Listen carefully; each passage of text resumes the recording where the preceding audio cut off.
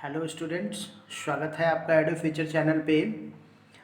आज हम लोग जो बात करने जा रहे हैं ह्यूमन एक्सक्रीटरी सिस्टम, मैंने आपको बताया था उसी वीडियो का ये अगला सीरीज़ है। इसमें हम लोग बात करेंगे हेमोडायलिसिस के बारे में। देखिए, हेमोडायलिसिस क्या चीज़ होता है। सबसे पहले आपको समझना पड़ेगा डायलिसिस। डायलिसिस का मतलब होता है कि अगर हम लोग किसी प्रोसेस के द्वारा किसी मेम्ब्रेन से स्मॉलर मॉलिक्यूल्स को आसानी से फिल्टर कर लेंगे, जबकि लार्जर मॉलिक्यूल्स को उसके थ्रू जाने से रोकते हैं। Okay, so that phenomenon is commonly considered as dialysis. Okay, generally ये कोलाइडल सॉल्यूशन के प्योरिफिकेशन में यूज़ किया जाता है ना।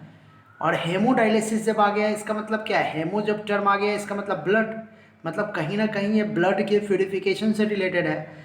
अब देखो, जिस पेशेंट का किडनी प्रॉपर वे में काम नहीं कर रहा है, इसका मतलब क्या होगा? उसके ब्लड में बहुत सारे इम्प्योरिटीज़ आ जाएंगे और इस इम्प्योरिटीज़ की वजह से उनके बॉडी में टॉक्सिसिटी बढ़ने लगेगी।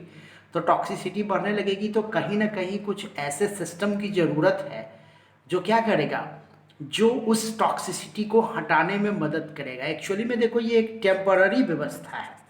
ये क्या है? एक टेम्पररी व्यवस्था है जिसके थ्रू हम क्या कर सकते हैं, वैसे पेशेंट जिनका कि किडनी प्रॉपर वे में काम नहीं कर रहा है, हम उसको एक सपोर्टिव सिस्टम प्रोवाइड करते हैं, एक सपोर्टिव डिवाइस प्रोवाइड करते हैं जो उनके ब्लड में मौजूद टॉक्सिक सब्सटेंस को आसानी से निकाल देगा।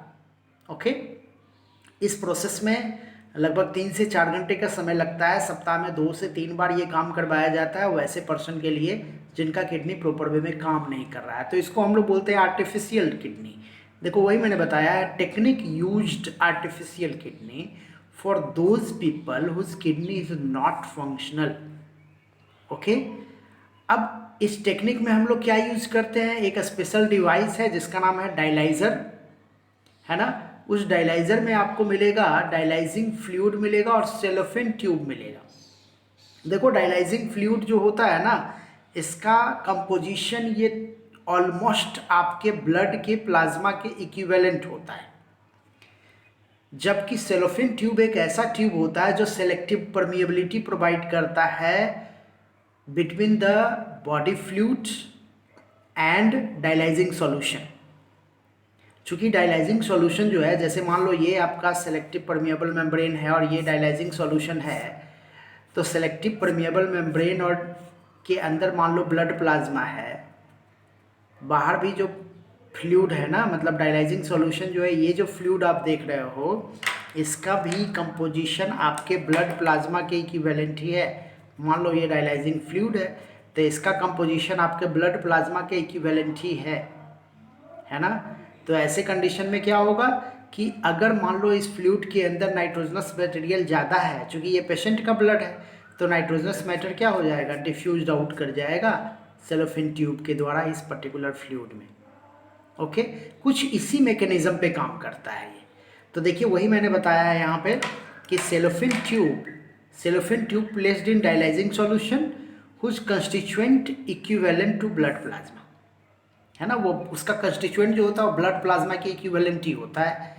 और क्या, when impure blood passes through the cellophane tube then selective permeability of a smaller molecule diffused out in the solution. देखो, मैंने फिगर बना के बताया है इसको। जैसे देखिए, ये फिगर है एक कॉमन डायलाइजिंग मशीन का। ओके, तो देखिए, ये आपका रेडियल आर्टरी, जिसमें एक निडल के द्वारा आप पेशेंट के रेडियल आर्टरी में निडल के द्वारा उसमें पर्चिंग किया जाता है, और ये रेडियल वेन हो गया। देखो, ब्लड जो होगा वो यहाँ से फ्लो करेगा और यहाँ से पेशेंट के बॉडी के अंदर चला जाएगा ये। ओके, ठीक है। तो देखिए, अब होता क्या है ना कि ये जब निडल के सहारे, इस निडल के सहारे, सिरिंज के सहारे ब्लड जो होता है वो आता है इस ट्यूब के सहारे। ओके, और ये मोटर लगा हुआ है, ये क्या है, मोटर है जो इस ब्लड को पंप आउट करता है। ओके, तो ये ब्लड को लाता है और ये देखिए एक डायलाइजिंग सॉल्यूशन डाला हुआ है। यही डायलाइजिंग सॉल्यूशन जो है, इसका मैंने बताया कि इसका कंपोजिशन इक्विवेलेंट टू आपके ब्लड है ना, ब्लड के प्लाज्मा के इक्विवेलेंट है। तो जो पेशेंट का ब्लड है उसमें टॉक्सिक सब्सटेंस ज़्यादा है ना, जबकि जब ये प्लाज्मा के इक्विवेलेंट है तो इसमें तो टॉक्सिक सब्सटेंस कम है। तो क्या होगा, by the means of selective permeability and by the means of diffusion what happens, the toxic material get diffused out inside the dialysing solution.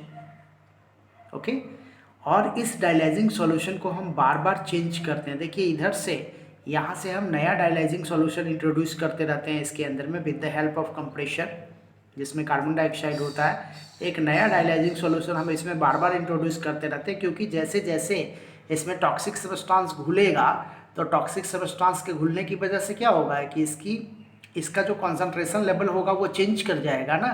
तो ऐसी कंडीशन में न्यू डायलाइजिंग सॉल्यूशन बार बार इसमें इंट्रोड्यूस करने की ज़रूरत पड़ती है, और पुराने डायलाइजिंग सॉल्यूशन को एक अलग बोतल में, एक अलग कंटेनर में हम लोग इसको निकालते हैं। ओके, तो कुछ यही प्रोसेस है। देखिए रेडियल आर्टरी से ब्लड आएगा और फिर वो चला जाएगा किसमें, डायलाइजिंग सॉल्यूशन में।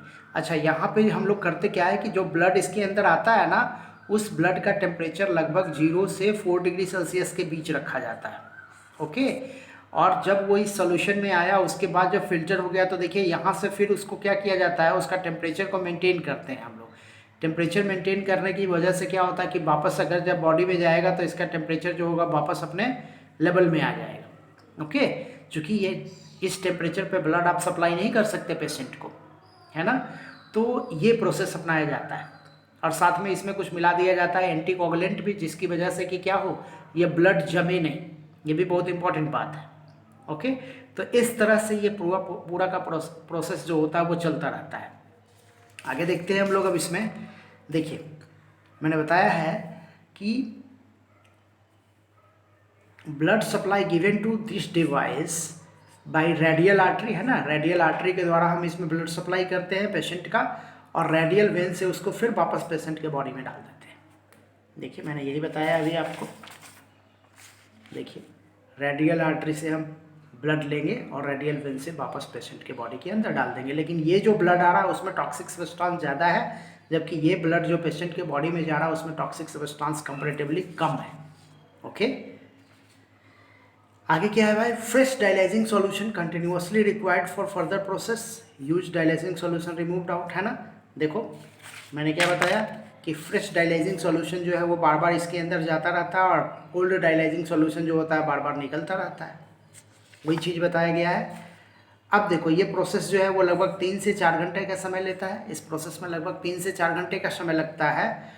और एंटीकोगुलेंट हम लोग यूज़ करते हैं, जैसे एंटी हेपेरिन यूज़ कर सकते हो आप, है ना, एंटी हेपेरिन वगैरह यूज़ करते हैं, जिसकी वजह से क्या होता है कि ये आसानी से क्लॉट नहीं करता। ओके, ठीक है, आगे बढ़ जाते हैं हम लोग। अब बात करते हैं किडनी ट्रांसप्लांटेशन का। देखो ये एक परमानेंट प्रोसेस है जिसके द्वारा हम वैसे पेशेंट का इलाज करते हैं जिसका किडनी प्रॉपरली फेल कर गया है ना। तो उनके लिए सबसे बेस्ट जो मेथड अभी अवेलेबल है मेडिकल सेक्टर में वो है किडनी ट्रांसप्लांटेशन। इसमें हम लोग क्या करते हैं कि कुछ बहुत सारे ऐसे लोग होते हैं जो अपना किडनी डोनेट कर सकते हैं, तो उस डोनर वाले लोगों से किडनी को ले लिया जाता है और विद द सर्जिकल मेथड, है ना, और लेकर के उसके बाद फिर उसको जो रिसिपिएंट होते हैं उनके बॉडी में सर्जिकली इसको ट्रांसप्लांट कर दिया जाता है। ओके, वही मैंने बताया है। It is a kind of permanent treatment for those patient whose kidney is completely damage. तो देखिए new kidney taken from donor and surgically transplanted to recipient. इसमें एक बात ध्यान देने की क्या है कि जो डोनर लोग होते हैं, जो किडनी डोनेट करते हैं, उनको ज़्यादा परेशानी नहीं होती है, इसमें उनको ज़्यादा रिस्क नहीं है।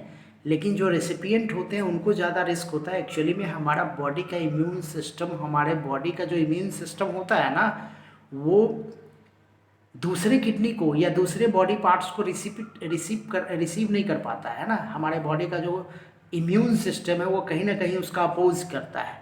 तो ऐसे कंडीशन में वैसे पेशेंट को कुछ इम्यूनो सप्रेसेंट दे दिया जाता है, जिसकी वजह से उसका बॉडी जो है ये प्रॉपर वे में उस किडनी को एक्सेप्ट करे, है ना। तो यही इस पूरे किडनी ट्रांसप्लांटेशन का यही सबसे क्रिटिकल पॉइंट माना जाता है कि जिस पेशेंट को ये किडनी प्रोवाइड किया गया है उस पेशेंट का बॉडी क्या उस किडनी को रिसीव करता है या नहीं करता है ना। इवन उस पर्सन को किडनी रिसीव करने के लिए कुछ अलग टाइप की दवाओं की भी ज़रूरत पड़ती है टिल टू होल लाइफ। जब तक वो ज़िंदा रहेंगे उनको उस टाइप की दवाएं दी जाती है जिसकी वजह से उनका किडनी जो है वो प्रॉपर वे में काम करता रहे, जो न्यू किडनी उनको डोनेट किया गया है।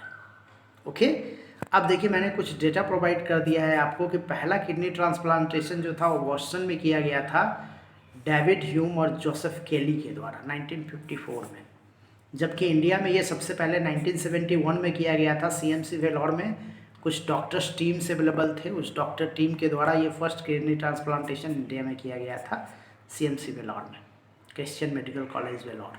ओके, चलिए आगे हम लोग बात कर लेते हैं अब एक्सक्रिएशन इन प्लांट के बारे में।